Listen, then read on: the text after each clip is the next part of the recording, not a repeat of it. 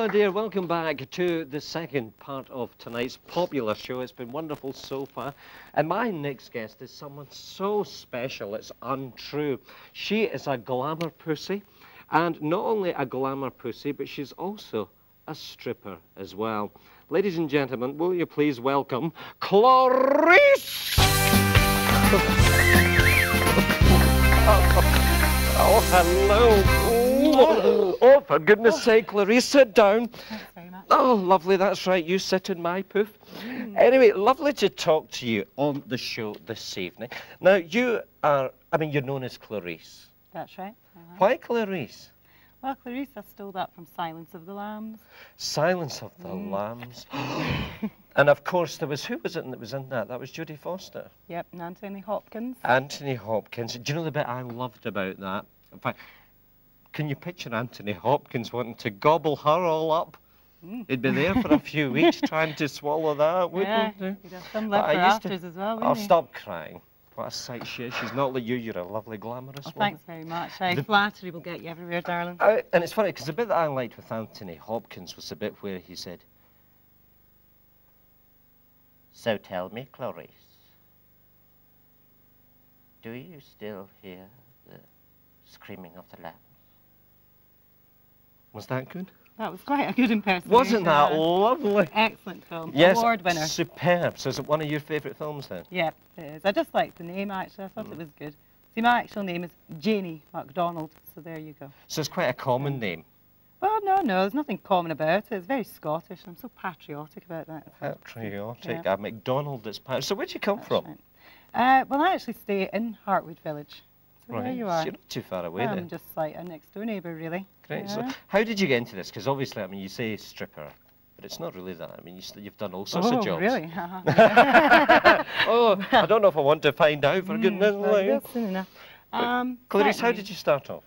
Right, well, it was actually one of my friends, and she done kissograms, and then she went on to stripping, like, everything off, and she's a big girl, like, like this sort of way. Oh. And she ended up settling down, getting married, and going over to Canada. And I just decided, well, that's something that I can do. Is it not difficult? Okay, I can sit here and talk a load of rubbish, but I couldn't sit here and take my clothes off.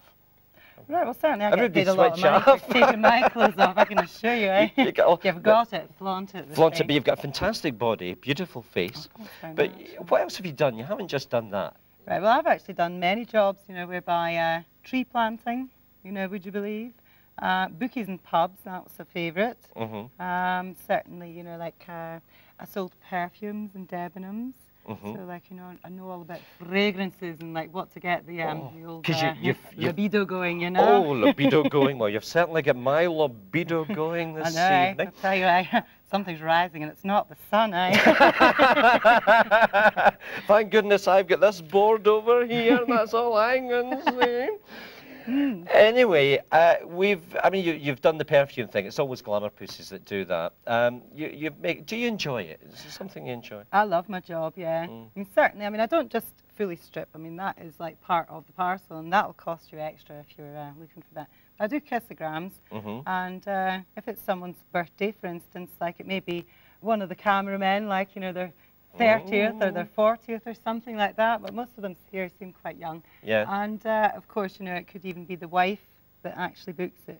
Do you get that? Do you get wives that book for their husband? Yes, all the time. Do they not get jealous? No, they just like, they get them excited, see, I build them all up to it, and then of course they have the benefits at the end of the night, when the... Once they go home. So long as there's no brewer's droop involved. But certainly some of them tend to have a few too many, one over the 8 at their birthday, so a wee bit of control, we usually like them a wee bit sensible, but certainly, yeah, what's they the put a smile on their face. Unusual party you've been to?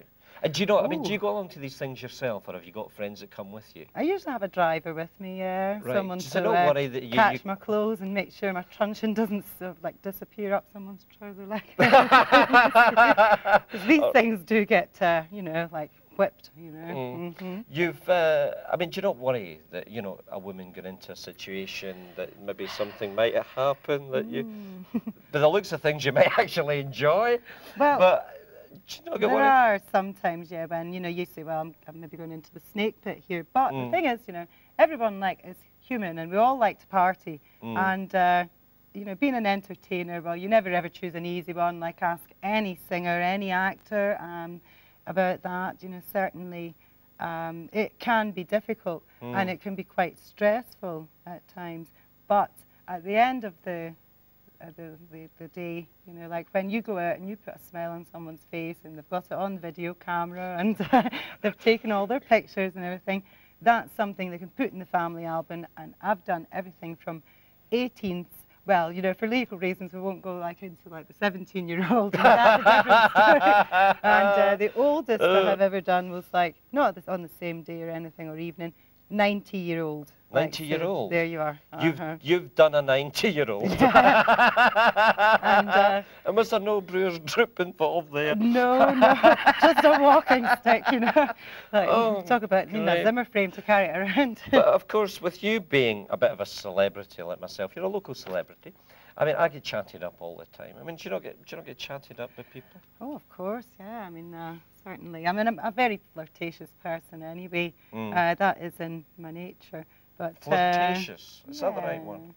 Well, I suppose, you know, you just like to try and sort of, you know, cheer people up a wee bit. You know, that's what I'm there to do. And of course, the stag party, you know, you've got the obligatory sort of like, you know, the exotic dancer. And we do have, like, there are various girls, and these girls are very professional and stunning looking. And do you take everything? I want to know. Do you take everything off?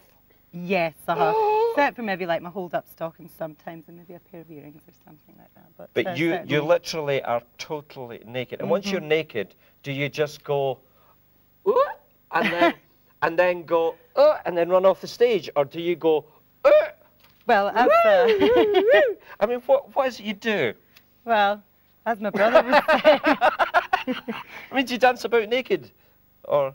Yeah, it eventually gets to the point where there's nothing on, you know, like we were born in our birthday suits, so a lot of people have hang-ups, and I'm so glad that we've come a long, long way from like the Victorian days when everyone covered up and they had bathing suits like to here sort of thing, and like if they showed a bit of ankle or they took their gloves off, you know, they were considered a loose woman.